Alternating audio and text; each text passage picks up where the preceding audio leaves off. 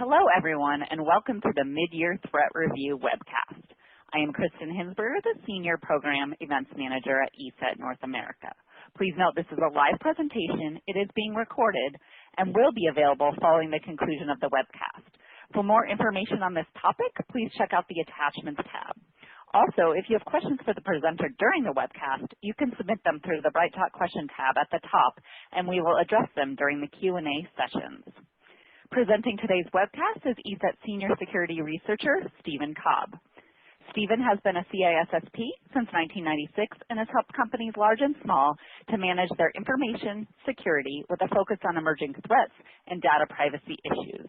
The author of several books and hundreds of articles on information assurance, Stephen is part of a research team at ESET North America based in San Diego. And with that, I'd like to welcome Stephen to the webcast, and I'm going to pass it over to him. Hi, Stephen. Hi there, Kristen. Thanks for that introduction, and welcome everybody out there. I see there's quite a lot of you, which is always good, particularly since it's the summer and it's a nice, well, certainly here it's a nice sunny day. So taking the time to tune into this is much appreciated, because there's a lot of stuff to talk about, and you know, so let's sort of just get straight to it, really. The theme is insecurity everywhere, which came from a report which our Latin America group put out at the end of last year, beginning of this year, and it's a document that's available online, Trends 2016, Insecurity Everywhere, and it's a fairly long document with some in-depth consideration of the different threat areas that are growing, that they see growing, and which I think so far this year we've seen proven to be accurate. You know, the term insecurity everywhere, you have to be careful, because insecurity, we always have to tread this fine line between fear, uncertainty, and doubt, and serious cause for concern. And you know, certainly I think the ESET researchers try for that balance. You know, you've got to tell people when things are bad, but you can't obviously just rely on exaggerated tales of things. You know, and I think a number of us, not just at ESET, but within the security industry, were talking about ransomware last year, and the year before. Ransomware has, in its current form, been around for several years now.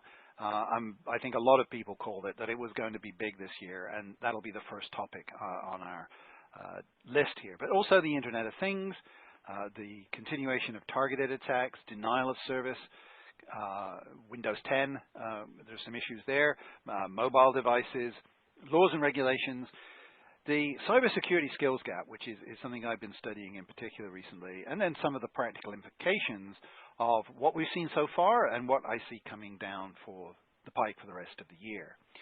So something we'll do a couple of times during the presentation is to ask a polling question. This first one, and by the way, you've got a polling thing will be popping up. Kristen will start the polling, and you can vote on this. We cannot see who you are when you vote, so this is entirely anonymous. Have any organizations that you work for or work with experienced any ransom demands to decrypt files in 2016? And your choices are yes, just one, yes, more than one, or none that I'm aware of. And I'm asking this because it's very difficult to get a clear picture of how prevalent ransomware is as something which has come to pass. That is, there are various stages of being ransomware attacked, right? There can be the email sitting there in the inbox, but nobody clicked on it. There can be an alert. There can be, you can stop it before it gets to the demand. But I'd like to know, you know, how many people out there have actually experienced this. So that's very interesting. A few more votes coming in, so keep on voting using your Bright Talk tab there. Right, so 14% say yes, just one. Oh, wow, this is Chase. So, yes, more than one. So let me add those up. Roughly 40% have seen one or more actual instances of this. 60% say none that I'm aware of. You know, so there's gosh, some good news there and some bad news there. So it is actually, as more people are voting, I think more people maybe are admitting it. It's the people who've seen it are actually increasing in number. So we'll move on from this, but just to note, if you're watching this in the recorded version, you can't vote now. The recorded version does not allow voting. So interesting. Wow, that is a significant percentage. And it reflects something I've seen going around the country in the last 6 months, talking at events, asking for a show of hands on, you know, who's seen ransomware, who's been impacted by ransomware. And it's clearly the hot crime, the cybercrime of 2016. I'm not going to get into the details of the different strains of ransomware which we're seeing. There are some trends, I think, which we can talk about. But the main thing I think that's important from our experience, you know, of this 6 months so far this year, is that you can protect against this. Everybody will tell you in security there's no such thing as 100% security. But what we found is if you're using, for a start, a good anti-malware regime, meaning one that is appropriately configured, is fairly enforced across all your systems, that's got the latest form of updating. So it's getting, you know, in a lot of cases now, updated on the fly from the cloud with the latest information about the threats. It's covering all of your systems. That's, you know, the endpoints, that's the servers, that's the mobile devices. If you've got a good anti-malware regime, you are well protected against ransomware. The speed with which changes to ransomware are reflected in anti-malware defenses is much better than it has been in years past. Anti-malware of whatever kind you're using, if it's good, if it's properly implemented, is going to do a good job. However, we all know that there are problems trying to get people on board with 100% coverage and enforcement of anti-malware. There's the potential for the user to still make that mistake of click on something, of, you know, attach a device which somehow doesn't get screened once it's when it's being attached to the network. You get attacked. So the best last line of defense is clearly backup, but not just backup. I say backup and recovery system, right? Because one of the problems that we see with people who have been hit is they've backed up most things, or they've backed up everything but can't get to some of the backup. That is, they haven't been testing their backup system. And clearly your backup systems today are much more complicated than they were, you know, 10 years ago. There's a lot more places to back up, a lot more places in which data resides, which needs to be backed up. But a comprehensive backup and recovery system is going to be your last line of defense and best line of defense. So what are some of the realities we see out there the first 6 months of this year? We've seen, by show of hands in a couple of places, people have paid the ransom. Some interesting aspects of this. There's a study here from StorageCraft. They're an ESET technology partner, and they do work with and live and breathe backup and recovery. And you know, so they were asking, well, if you did pay, you know, why did you pay? And 32%, it was they had not tested their backup solutions. They didn't have the appropriate backup, or they weren't backing up. And we did actually a consumer survey at ESET the first 6 months of this year, and that's about the same percentage we found there of people who just don't back up. And I got to thinking, well, golly, you know, 25 years ago, my first book on computer security came out, and there was a whole big chapter on backup. So why was backup such a big thing then? And that, I think, was because stuff used to break, right? Hard drives would fail on a regular basis. You just couldn't trust the hardware to work right or stay working. And somehow I think organizations, possibly because we're making so much use of the cloud or reliable technology, solid state technology, where somehow we've lost this culture of universal, up to the minute backup of all of our data. And so if you look at, so people pay, and by the way, something if you're the CISO, if you're in charge of security for your organization, one thing you should be aware of, you may not see this day to day if you're a large organization, there are admins, network or sysadmins who are paying just because it's easier, right? I was at a conference where there were a significant number of people who said, yeah, we heard that somebody paid it just because we had a backup, but it was easier to pay. Now, there's a lot of ethical and practical issues around paying the ransom for ransomware, but a couple of things I think you need to bear in mind. This is certainly based on what we've seen, that paying doesn't guarantee results. We do know that for the serious criminal out there who's pursuing right now ransomware as their main line of crime, tries to run a tight ship. They've got customer service capability. They will email exchange with you or converse with you online in some form. They will negotiate price in some cases. They will give you an extension of time in some cases to pay. And the business model of ransomware is based on you getting your stuff back. If ransomware develops a reputation for not coming through, that's not good for ransomware. And to sort of give credit in a weird kind of way here, there are situations where the ransomware maker, exploiter, wants to decrypt for you but can't, right? So malware is not built to commercial standards, and this certainly applies to ransomware. There can be flaky ransomware that doesn't work properly, or the person who started the ransomware project decides to bail. What you see in the bitmap ESET logo there is a decryptor for some strains of TeslaCrypt, which ESET released because the person who was responsible for this particular strain of ransomware gave up on it and actually made the decryption master key available. And so our researchers wrote a tool, which is a free tool available on the ESET website for that particular or several particular strains of TeslaCrypt. And, criminal anti-criminal or anti-crime activity is a tricky one here in this area, because let's say law enforcement is able to track down a ransomware scheme.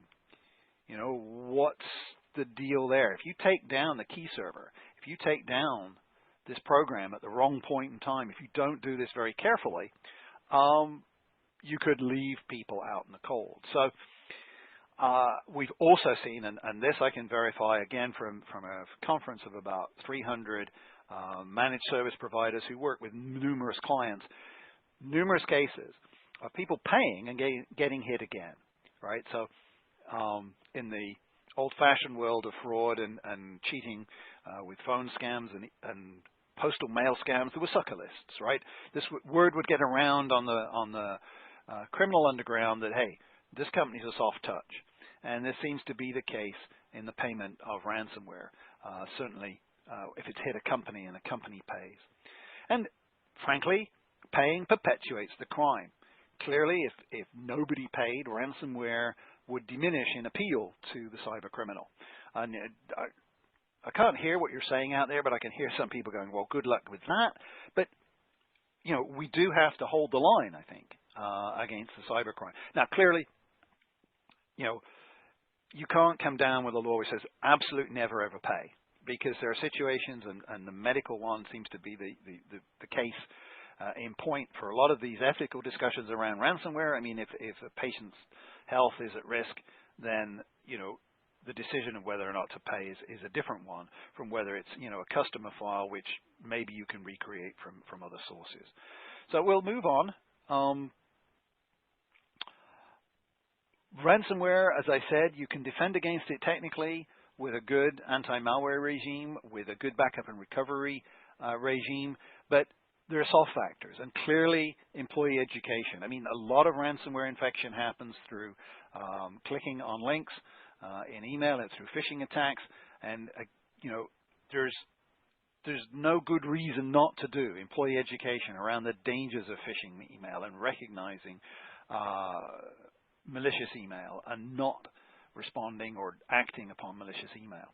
Also, what we've seen is that incident response plans need to be updated to include the ransomware scenario.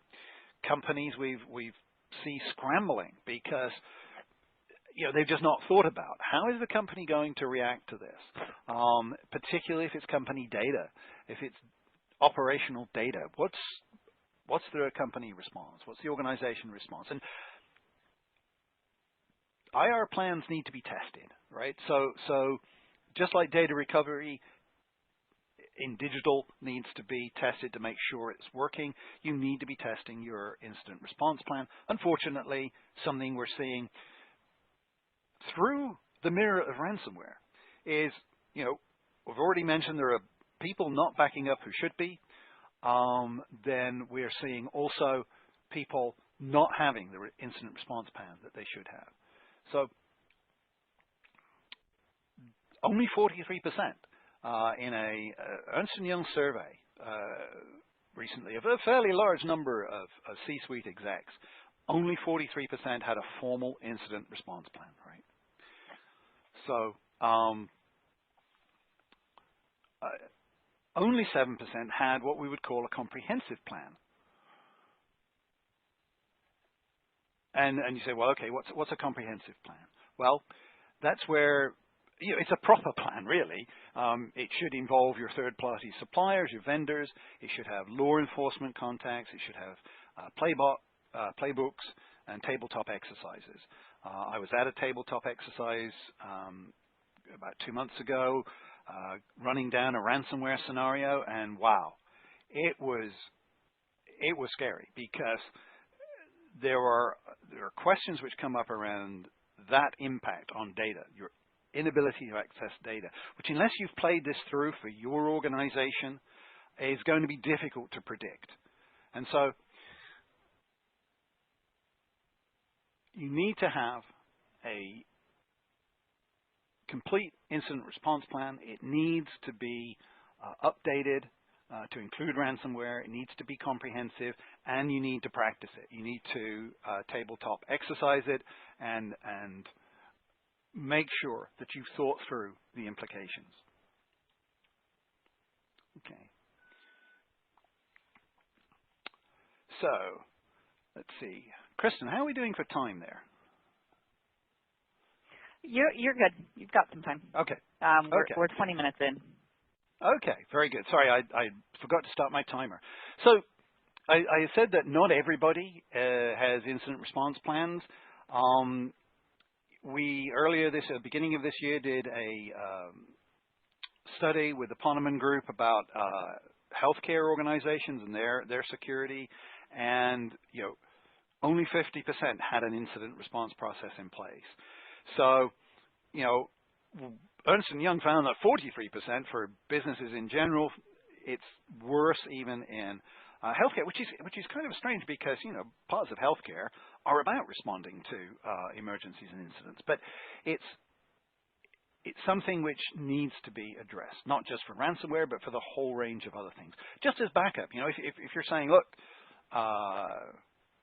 executives, we need to have a better, we need to invest more in backup and recovery. And they're like, why? And you say ransomware.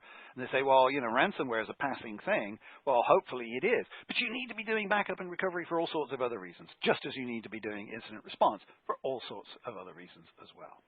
So I'm going to talk a little bit about the Internet of Things. We see troubling signs in the first 6 months, and I think we'll see more in the second 6 months. And this may or may not affect your business. I'm well aware that when the Verizon data breach investigation report came out earlier this year, as the year before, there's very little that they're investigating right now as actual breaches that have occurred that are to do with the Internet of Things. In the sense of your corporate data being compromised, it's not such a big thing. It's a bit more of a thing when it's your customer data, private, personally identifiable information about your customers. But what we're seeing is that there's a tremendous market pressure within companies, for example, car companies, to make the cars connected. Connected car is clearly Internet of Things in my definition. There's all sorts of things in the car that are connected. And what we're seeing is there are weaknesses in the infrastructure that supports this. So a lot of talk about the Internet of Things is, okay, is this thing, for example, I'm wearing sorry, you can't see this, but I've got a fitness tracker on my wrist, right? Is this thing secure? Well, it may be secure, but what about the website that it talks to every day to store my information and allow me to compare my steps with other people? I actually don't do that very often because I'm just not doing enough steps. But this is an aspect of the technology which is increasingly deployed by more and more organizations in different forms, and it's an area where I think we're going to see more probing in the future. There is some progress. The Center for Democracy and Technology and Fitbit earlier this year published some guidelines for privacy and research for the wearables industry. The Fitbit encountered some account problems earlier in the year, which were not a weakness in their technology, but we saw people trying to scam the Fitbit owner accounts, which is, again, an area of attack which is not necessarily thought of as being Internet of Things, but Internet of Things is increasing the number of websites where people are storing personal information. In the automotive space, this year, General Motors and Fiat Chrysler America have launched bug bounty programs, which is good. Ford, I don't think, has done that. If somebody knows different, please let me know. Obviously, Tesla has been kind of leading the way in terms of the relationship with the automotive vulnerability research community, and there is an automotive vulnerability research community. The Auto ISAC, the Information Security Sharing Group, was formed last year, and just last week they put out a publication about their design principles. But you note that it says FS ISAC formed 1999, right? So that's the Financial Services ISAC. So when an industry sector forms an ISAC, it's an indication of how seriously you're taking security. And yes, props to the automotive makers for forming the ISAC, and props for making recent steps forward that they announced last week. But, there's some catching up to do. And there's a quote there from Chris Eng at Veracode. And Veracode, as you might consider, analyzes code, and car manufacturers don't have enough security experts. They're just now figuring out there are so many ways to compromise the system. Again, this might not apply to your business model, but it's something to be thinking about. I mentioned that automotive cybersecurity is on the agenda. The Billington Security Summit was last week, and I believe there's, I don't think I have a slide for that one. There's another one coming up in October, I believe, in San Francisco. I was going to put in a slide about it. I apologize, I don't have that. But again, we're starting to see cybersecurity conferences for automotive.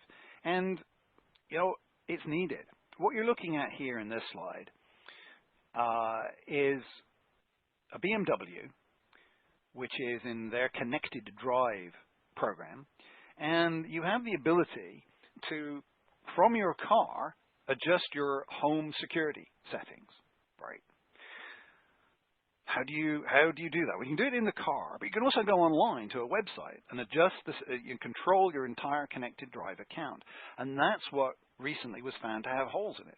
So it's that support infrastructure, which may at this point be the Achilles heel of the Internet of Things. Because if I'm a bad guy looking to exploit the Internet of Things, what am I going to do? Well, I'm going to look for information which I can steal, personal information I can steal and sell. Exploit, maybe. We've all seen the approaches to finding if people are at home or not. But, here you've got the ability to actually go and disable somebody's home alarm system via the car. And it's not just cars, it's not just home thermostats or alarm systems. In our survey, as I mentioned earlier this year, medical device vulnerability is a concern. 77% of people in our healthcare IT survey said they were concerned about unsecured medical devices. Unfortunately, only 27% actually had included medical devices as part of their security strategy. So again, there's this need to think through the Internet of Things, the device connectivity as an environment, as an ecosystem. It's all connected. And so that is, and so the attack point, the entry point for abuse can come from many different directions. So another polling question. And this is kind of echoes back to ransomware, but it's kind of a different approach to ransomware. So have any of the organizations that you work with or work for experienced any ransom demands to unlock devices? I'm not talking about decrypting files that were locked by ransomware, but some sort of locking of devices in return for ransom. And if, Kristen, you can open the voting there. Yes, just one. Yes, more than one, or no. And I'll take a look at the voting. That's interesting. Okay. Okay. How many people? Well, oh, big jump in votes. I'll give you a couple more moments. So what I'm going to be getting at here is this may be the next phase for some of the ransomware schemes, right? Where it's, technically what I talked about earlier was crypto ransomware, and I'm going to try and be a bit more specific in my future talks about this, because crypto ransomware is the encryption of files in terms of ransom. But then there's devices where you're locking the device, and clearly a mobile phone would be one example of that. Hopefully not your car, hopefully not your pacemaker. So quite a few votes here. 87% not that I'm aware of. But an interesting 13% have seen this, and that is very interesting. So I will close the voting. If you're watching this in recorded view, you won't be able to vote. But that gives us an indication that, that could be where the ransomware goes down the road, is locking devices. Let's talk, though, about a different kind of attack we've seen a lot of in the first 6 months of the year, and clearly I think will continue. Targeted and persistent attacks. I don't really like the advanced persistent threat term, but these are attacks where, and to reference ransomware, you basically got two ways in which the bad guys are using ransomware. They are kind of a shotgun approach, where you're just kind of putting the emails out there, you're hoping to get victims, and then there's the targeted approach, where actually you are doing research on the target, you're making a specific approach against a target. And we've seen some really nasty attacks of this kind, not just ransomware, but different kinds of malware being pushed into organizations looking to gain presence on the network. So if you're, say, a big city, and you've got maybe 40,000 endpoints on maybe 20, 25 different networks, you're a target for people who are looking for all sorts of exploits, or to exploit your technology for their benefit for all sorts of reasons. You've got personal data theft. There's still a thriving market in stolen data, intellectual property theft, bandwidth, storage and processing theft. So people are still looking for presence in network to carry out spam campaigns, to carry out malware distribution campaigns, and to do denial of service capabilities. And the implication with a lot of these attacks is that, and I'm not certainly the first person to say this, part of the work of security now, a chunk of it, is not just making sure things don't get in, but it's dealing with the things that have gotten in. So this requires a skill set around forensics. This requires a skill set around network security and going in and finding the bad guys and rooting them out of the system. And one of the things that clearly plays a role here is network intelligence systems and network monitoring systems. And for larger organizations, these are just now, they are now paramount in importance, because we see certain threat groups just very determined, and to take some of them a long game in terms of getting into systems, doing it quietly. Obviously you've got your hacktivists who will go in there and try and cause mayhem, but you've got people who are working to gain a persistent presence for all sorts of reasons, like those I've laid out there. And yeah, DDoS continues to be a threat. A lot of focus in coverage on ransomware, but when we looked at the healthcare sector in particular, or just as an example, almost 40% of healthcare organizations had in the last 12 months experienced a DDoS attack that caused disruption to ops and or system downtime. And so clearly you cannot neglect your DDoS mitigation capability. Again, talking of incident response, you need to know, the organization needs to know, how is that handled, who gets called, what is the response when that happens. If you want to bring DDoS and ransomware together, you've got the threat of a DDoS attack or Pay Ransom. We're still hearing examples of that. And again, your incident response plan needs to have that scenario in there so people know, if this happens, how are you going to react, so that you react effectively, efficiently, and don't make mistakes when you react.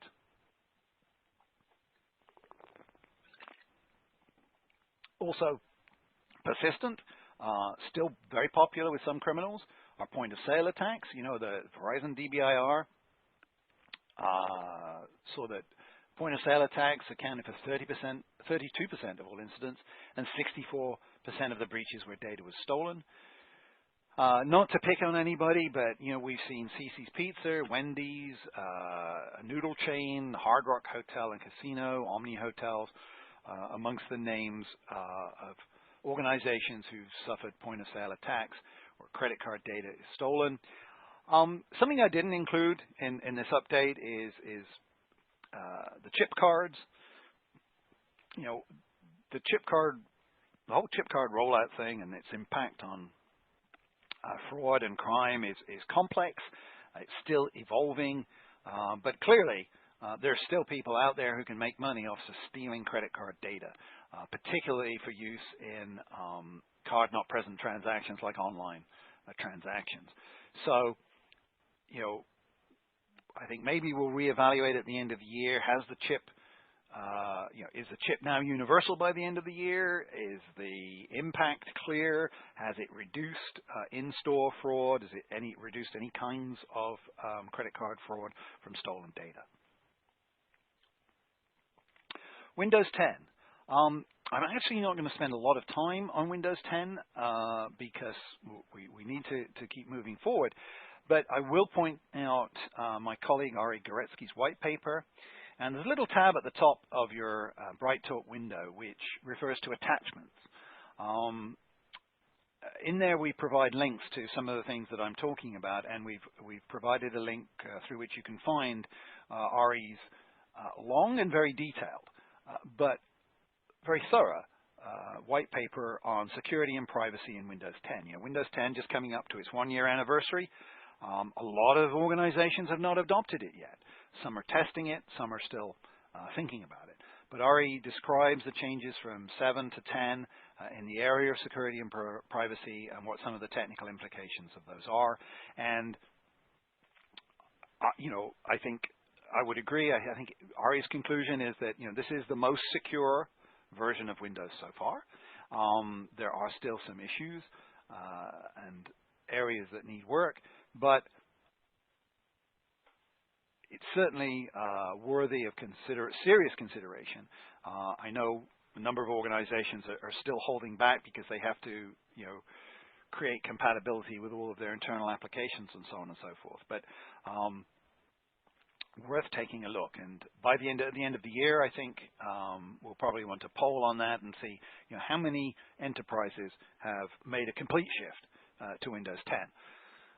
We like to track that as well as how many are still using Windows XP, but we'll do that at the end of the year. So, in fact, let's look at it now. How many of the organizations that you work for or with plan to have most of their Windows systems upgraded to Windows 10 by the end of the year?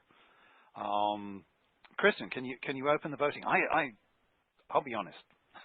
I forgot we had included this question, so this is great. Let's get some votes on this.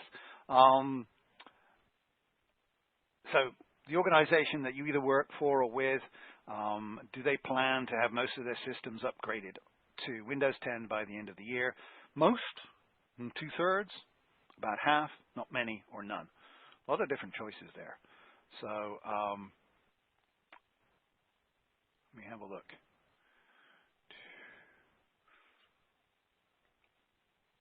Wow, that's kind of an interesting split. Again, for those of you out there, I can't tell who you are, so it's not like I'm going to know who you are when you vote on this. And if you're looking at the votes in the recorded version, you can't vote at this point. Okay, so 22% say most, so they're mostly. 14% say 2/3. Only 5% say about half. So then you've got in the not many and none, 35 and 25. So 60% are really not moving much on the Windows 10. That's interesting. So thank you very much. That is very helpful to me to see those results. So yeah, if you're still thinking about it, take a look at Ari's white paper. I think you'll find it very helpful.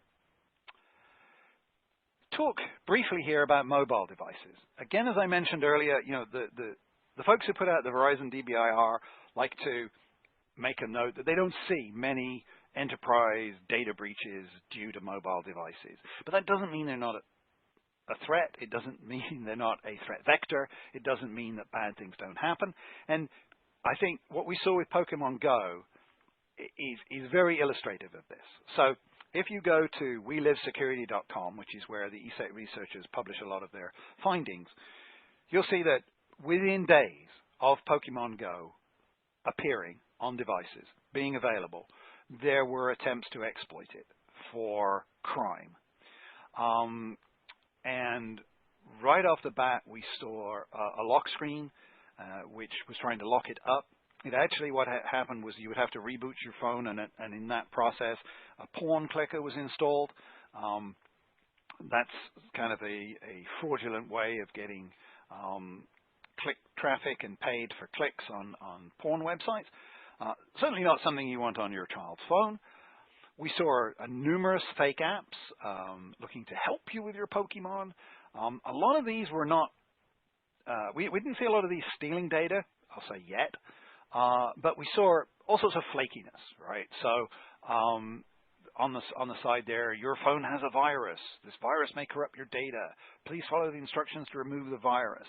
And things like this, which lead to sort of a rabbit hole of clicking and clicking and clicking, coming into the system through a enormously popular application that everybody's like, oh yes, we want this, we need this, we should play Pokemon Go. And well, we won't talk about the people who've had accidents, physical accidents in the physical world, trying to find things in the virtual world, but I do think that's kind of a problem. Certainly armed robbery is a problem. Within days, and this was, I believe, the case that I'm thinking of is in Mississippi. Within days, criminals have figured out how to lure people to a secluded parking lot and rob them at gunpoint by posting something that people wanted to find in Pokemon. And I'm not going to apologize for my lack of knowledge about Pokemon and Go and how it works, but you can draw people to a location, and why not draw them to a deserted parking lot and rob them at gunpoint? The people who were doing that were not brilliant criminals. They got arrested fairly quickly. But I think it's a warning about what the range of attacks through mobile devices can be, how broad it is. Laws and regulations are an area where we've seen considerable change. Two that I've been following are the Privacy Shield, the replacement for the Safe Harbor. It's now in effect. I think you'll find some links to information about that in the attachments. It's an area where some of the larger law firms are now starting to put out position statements or advice to clients, some of which they share, and certainly, it's worth keeping up on, because I think Privacy Shield is going to be challenged in courts. The latest I heard that was that would be like a cooling off period where some of the privacy advocates in Europe who are driving, who push through the breakage of the safe harbor are, they're saying, okay, let's give it a while to see if this works. But it will probably be challenged down the road. So it's going to be a continuing area of, for the people in your organization which deal with, data transfers outside of the U.S. or into Europe and across borders have got to be aware of. And the General Data Protection Regulations, the GDPR. So this is a major overhaul of data protection in Europe. And I know some of you out there in Europe, and you'll probably be more aware of this than those of us in the United States, but it does affect the United States because this extends the scope of European data protection to anywhere, right? And you might say, well, how dare the Europeans assert their fiefdom over U.S. data? Well, U.S. states do that. The state of Massachusetts has laws which apply to you in Nebraska. If you've got data about residents of the Commonwealth of Massachusetts. And so there's that aspect of this law where it's going to cover non-EU firms if they've got data on EU residents, and it's not citizens, it's residents. It contains beefier breach notification requirements than previous European legislation. And it does raise the bar on what I would call the reasonableness test. So if there is a breach, there are fines and penalties now if you are found. It's kind of like HIPAA. If you're found to be negligent, and the negligence test or the lack of reasonable standard of due care test is higher. It's talking about encryption, and it's legislation which you clearly need to be aware of. It's going to raise the bar, I think, on the protection of personally identifiable information in the EU and outside of the EU. Just to sort of make sure we have the full spectrum here, I haven't talked about everything, and I'm not going to talk about everything that's been going on the first 6 months, but what's continuing is, and we face this in our particular work as a company that tries to give you control over what software runs on your systems. We try to give you the choice as to whether you install applications or not. And there are people out there who'd love to get their applications on your system sneakily, bundle it with something, and so on.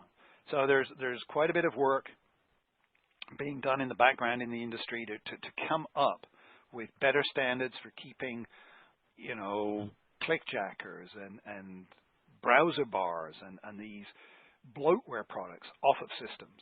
There's also an ongoing fight against the pirating of legitimate products and the support services. So lots of cheers here to the FTC, my favorite federal agency.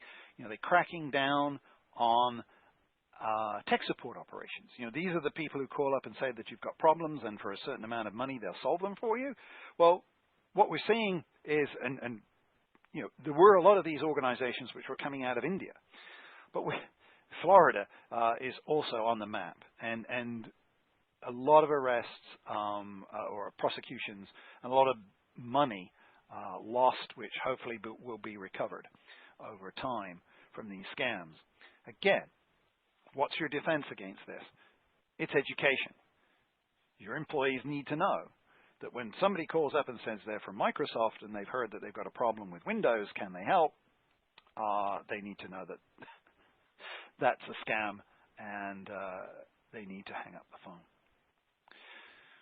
So, again, just to be clear, OS X, which is transforming back into the naming convention of Mac OS, as I understand it, and iOS are not exempt from attacks.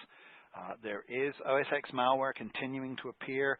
A couple of examples here: Eleanor, Kidnap, and Pirate. Some of them not so malicious. I mean, injecting ads is what was behind Pirate. But here's somebody in developing technology to inject ads onto Mac systems. But you could inject a lot more with that technology, which was developed for a sleazy purpose, could be used for a very malicious purpose. And we've seen a couple of cases, trying to use iCloud's Find My Mac iPhone as a way of ransoming people. And it's an interesting example of how a security technology can be used against the user. So, ransomware, crypto ransomware uses encryption, which is a security technology for crime. Finding your phone could be used for criminal purposes as well if you abuse the system. So a question now, slightly changing tack as we come up on the last segment here. If Kristen can open the voting, how many of the organizations that you work for or with appear to have problems finding suitably qualified candidates for cybersecurity roles? Again, 5 choices here. Most of them have a problem, find it difficult, about 2/3, about half, not many, or none. Some people might not have problems finding people.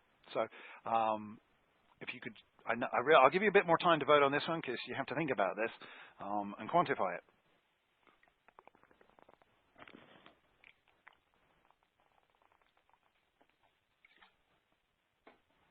Okay, go over and take a look at the voting.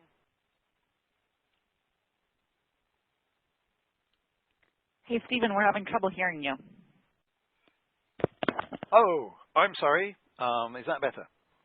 Yes. Okay. My apologies there. I was taking a drink of water and moved my microphone. Okay, interesting. So, problems finding suitably qualified candidates for cybersecurity. 38% say most. Only 4% say 2/3. I could see that would be difficult to quantify, but about half gets 24%. So 27, 41 is 68. Whoa, that's interesting because the survey I've seen in the last 12 months has said the same thing, 68%. Not many and none. So there's about 31% who are saying, hey, this isn't much of a problem. The rest of people saying, yes, this is something of a problem. I do think it is a problem. Clearly, it doesn't affect everybody equally. But if you look at some of the surveys that have been done, and these are, I think fairly legitimate surveys, well conducted, the Black Hat attendee survey, now in its second year, I like this survey because it's people who go to Black Hat who are fairly serious security people. 74% say they do not have enough security staff. 62% said the same thing in last year's workforce study from ISC Squared. By the way, ISC Squared is recruiting participants for the workforce study for this year right now. It's open right now, and I would encourage you to participate. That's a great study. It will come out Q1 of next year, and it's a really big, well-done study on what's happening with the workforce. And I love the honesty in the Black Hat survey. 67% of professionals say they don't have enough training and skills to do the work. So the skills gap's not just the difficulty finding bodies, it's getting them trained. And I think this has the potential to really hold back security. Cisco a few years ago came up with a number that there was 1 million shortage globally. I looked at that. I think it's probably correct. There was another study said 200,000 unfilled cybersecurity jobs in the U.S. Earlier this year. I think that's probably correct. It's not unlikely or infeasible. The implications are not good for security. There are initiatives to close the gap. Later this year, I'll be at Virus Bulletin in Denver in October talking about initiatives to close the gap. NICE, for example, the National Initiative on Cybersecurity Education, has been doing some tremendous work. But, questions remain. And Who wants to do cybersecurity when you can build robots? Comes out of our summer boot camp for middle school and high school students. So we had about 30 students doing 5 days of just deep dive on network security. Really great students, really enthusiastic about technology, but their enthusiasm is not necessarily to get into the cybersecurity workforce. A lot of them wanted to build robots rather than do cybersecurity. So just to wrap this up, insider threats are still there. A lot of the things we've talked about are bad guys on the outside, bad actors on the outside. There are bad or just clumsy actors on the inside. In the Black Hat report, the weakest link statistically in those responses from Black Hat attendees was still end users violating policies and getting duped. Talks back to the need for education. And something that has appeared a number of times is ELEPHANT. That was my acronym for Employee Left or Fired, Access Not Terminated. So this showed up in the Verizon DBIR. They had a much longer acronym there. But this reality that, the turnover in employees is leaving all of these accounts. Not necessarily the main accounts, but side accounts, different accounts. I mean, how many cloud services are your employees using? How many are they signed up to? Where are all those accounts, and are you closing them out when people have left? Which brings me to a quick rundown of some of the fundamental practical things for H2. And they're basics, they're fundamentals. Patching. We still see a lot of outsiders getting inside through vulnerabilities which should have been patched. Updating your security software and making it comprehensive, making sure everything's covered. The user education so that you get less of those attempted penetrations through malicious emails. Network segmentation so that if somebody gets in, they're not going to get all the way. They're not going to pivot and go all the way through your system. You're segmenting your network. Your architecture doesn't allow for people to roam everywhere. Incident response needs to be there in place and tested and include ransomware and denial of service. Backup and recovery, clearly more important than ever. Encryption for those devices which go missing that have personal or sensitive information on them.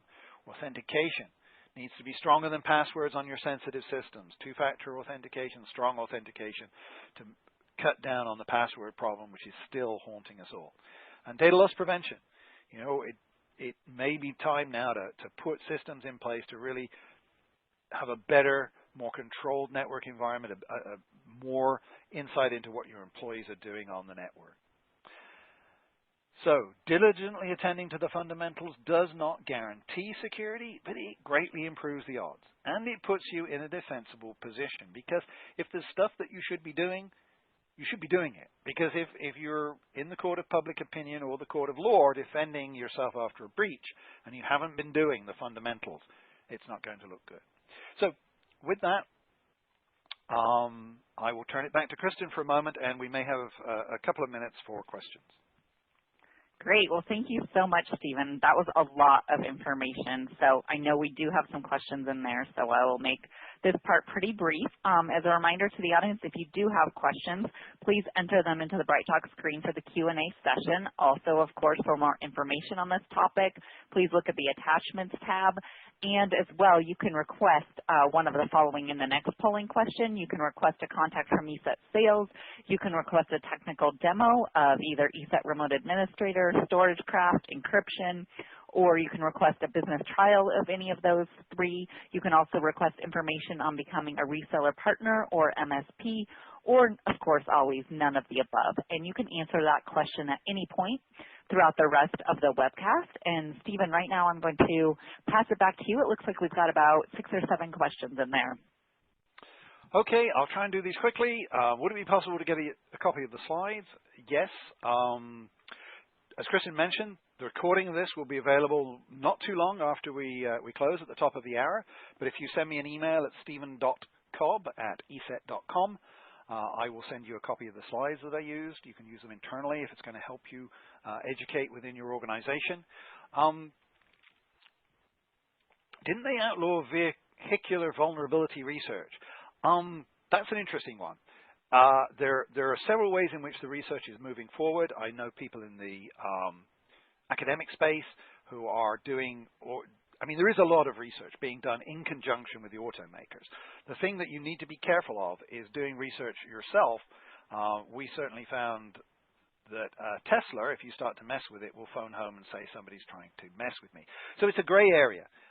Certainly you want to look, if you're doing any research into vehicular vulnerability, you want to look very closely at responsible disclosure, and you want to find out if the organization has a bug bounty program or a responsible disclosure program. Somebody wasn't too happy about me pointing out the problems with Pokemon Go and ignoring all the benefits. I'm sorry. What do physical accidents caused by people not paying attention when they're using Pokemon have to do with security? Well, yeah, I would say that that's a bit of a stretch, but physical security is one of the CISSP domains, and if you're putting Pokemons in the middle of the river and people are trying to get to them, I don't know. I would say I'm not an expert on Pokemon Go. I do have a friend who's quite into Pokemon Go. He's about 35, and he thinks that the gameplay in it is not as good as it could be. But anyway, we'll move on from Pokemon Go. Yes. Could I repeat the email address?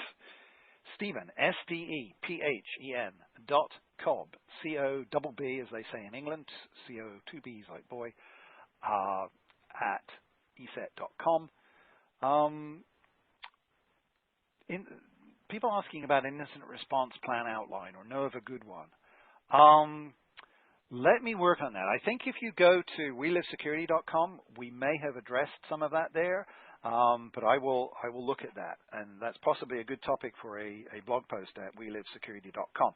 By the way, if you go to welivesecurity.com, there's a place to sign up for email. We don't spam you, and we will send you updates on what is posted on the website. Let's see.